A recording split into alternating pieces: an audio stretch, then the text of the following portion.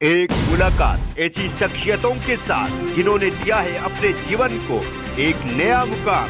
रूबरू कराएंगे ऐसी कुछ हस्तियों के साथ एक खास शख्सियत के साथ मुलाकात जयदेव पटेल के साथ नंबर 1 इंडिया न्यूज पर।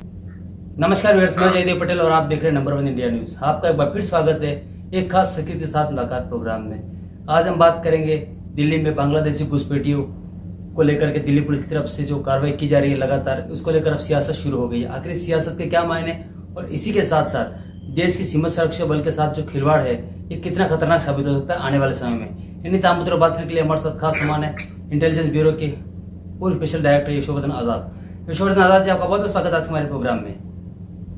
नमस्कार जी यशोवर्धन आजाद जी, आपसे मेरा पहला सवाल है कि दिल्ली में बांग्लादेशी घुसपैठियों को जिस तरीके से कार्रवाई करते हुए दिल्ली पुलिस आगे बढ़ रही है, इसको लेकर कहीं ना कहीं देश में सियासत शुरू हो गई है और जिसमें आरोप प्रत्यारोप का दौर भी शुरू हो गया है। कैसे देखते हैं आप इसको? ये दुर्भाग्य की बात है कि घुसपैठियों को हटाने के संबंध में जो इस तरह का विवाद उत्पन्न हो रहा है, मैं समझता हूँ कि घुसपैठियों को वो हटाने की जो कार्रवाई है सारे देशों में चल रही है। अमेरिका ने बल्कि पूरी ताकत लगा दी है और ट्रंप ने तो कह ही दिया है कि हम किसी को भी मेक्सिको से नहीं आने देंगे। वो तो एक बड़ी दीवार खड़ी करने के बारे में भी उन्होंने कहा था।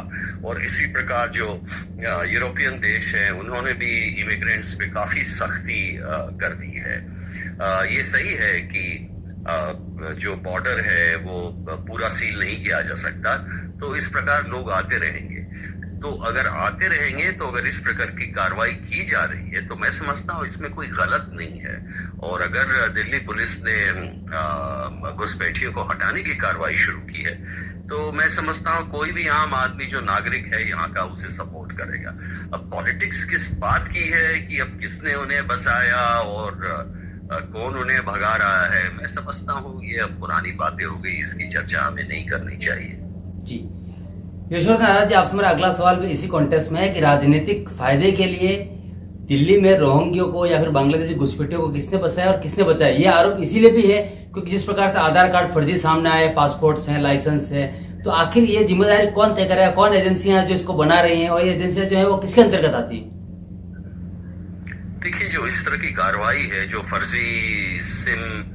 फर्जी नाम पे जो सिम बनते हैं और जो वोटिंग कार्ड बन जाते हैं, ये समस्या से तो हम बिल्कुल बहुत पहले से जूझ रहे हैं। देखिए, पहले की बात ये भी बताना चाहता हूँ कि असम में जितने घुसपैठिए आए उसके बाद वो एक कॉन्स्टिट्यूंसी बन गई। उनको सारे राशन कार्ड मिल गए, सब कुछ मिल गया और उन्हें वोट देने लगे लोग, फिर उन्हें वोट बैंक भी बनाने लगे। ये भी सही है। और इस तरह की कार्रवाई जो है हमेशा से चली आ रही है। तो इसमें सत्ता और विपक्ष के तरफ से विवाद होना तो लाजिमी है, क्योंकि ये एक ऐसा विषय है जिसपे हम बार बार इस विषय को डिस्कस करते हैं। आप देखिए, 5 साल पहले भी ये कार्रवाई शीला दीक्षित जी के समय में भी काफी इस पे विवाद उठा था। तो मेरे ख्याल से मेरी राय ये है कि ये गलत है और घुसपैठिए जो आए हैं उनको निकालने की कार्रवाई बिल्कुल सही है। हमारा देश 140 करोड़ का, बिल्कुल किसी भी घुसपैठिए को अब यहाँ पे नहीं हम नहीं ला सकते हैं, न रख सकते हैं, क्योंकि हमारे पास 80 करोड़ लोग हैं जिनको हम राशन बांट रहे हैं। तो हम किसी और को यहाँ पे नहीं ला सकते और ये गलत है अगर सियासत इस पे हो रही है। जी यशोवर्धन आजाद जी, राजनीतिक लाभ के लिए जो बॉर्डर सिक्योरिटी है उसके साथ खिलवाड़ करना नेताओं का फैशन बन गया है, क्योंकि हमने देखा कि जब सर्जिकल स्ट्राइक हुआ उस वक्त भी कहीं न कहीं आर्मी पर, जो जवानों पर सवाल जो है वो खड़े किए गए, और इस समय जब दिल्ली में जो कार्रवाई हो रही है उस पर भी कहीं ना सवाल निशान खड़े किए जा रहे हैं। ये बहुत ही गलत है कि आप बॉर्डर सिक्योरिटी फोर्स के बारे में या आर्मी के बारे में चर्चा करिए। बिल्कुल गलत है। ये दोनों फोर्स बिल्कुल ही निष्पक्ष हैं। दोनों फोर्स जबरदस्त काम कर रहे हैं। आर्मी ने जो अभी हाल में काम किया है, एनकाउंटर्स जो किए हैं, वो तारीफ काबिल है।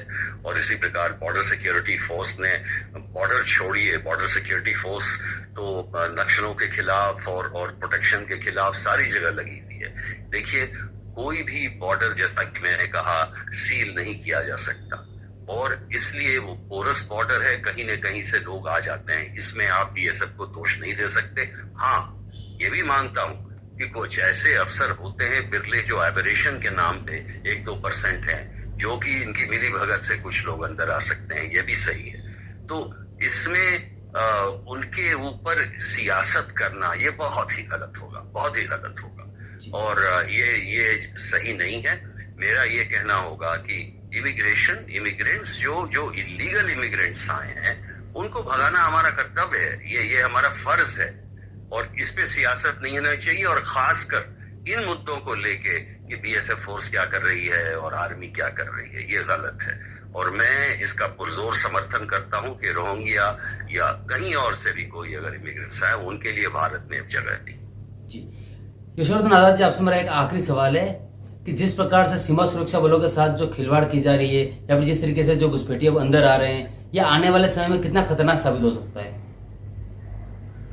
हाँ, मैं सीमा सुरक्षा बल को बिल्कुल ही अपना कार्य करते छोड़ देना चाहिए।